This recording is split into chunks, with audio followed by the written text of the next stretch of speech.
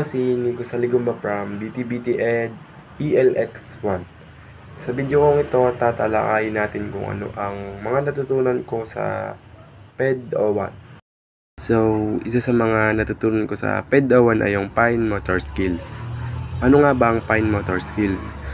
Fine motor skills involve the use the smaller muscle of the hands, commonly in activities like using pencils, scissors, etc. Ano nga bang mga skills ang mga nakapaloob sa fine motor skills? Isa na dito yung academic skills, yung pencil skills katulad ng sketching, drawing, writing, coloring, tsaka yung sa scissors, yung paggugupit-gupit. Kasama na rin dito yung paglalaro ng mga Lego, pagbubuo ng mga hagdan na laruan, pananamit ng mga toys, tsaka yung self-care including yung marunong na sila magdamit ng maayos, marunong na sila magtali ng sapatos, magsuot ng belts, and marunong na silang kumain gamit ang tinidor, kutsara. Why fine motor skills are important? Developing fine motor skills helps children do things like eating, writing, manipulating objects, and getting dressed.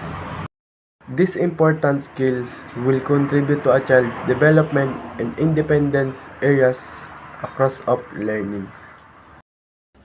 Isa rin sa mga natutunan ko sa PED ay yung gross motor skills.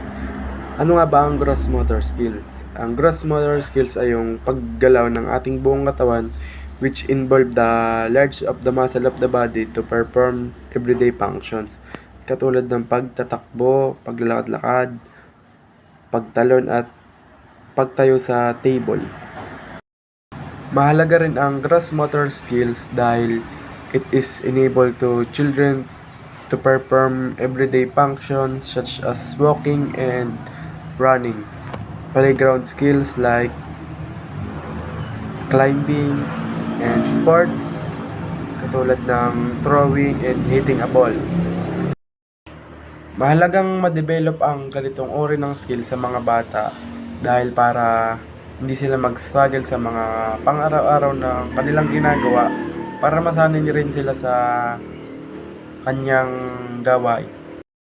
And ayun, marami akong natutunan pero hindi ko na patatagalin pa.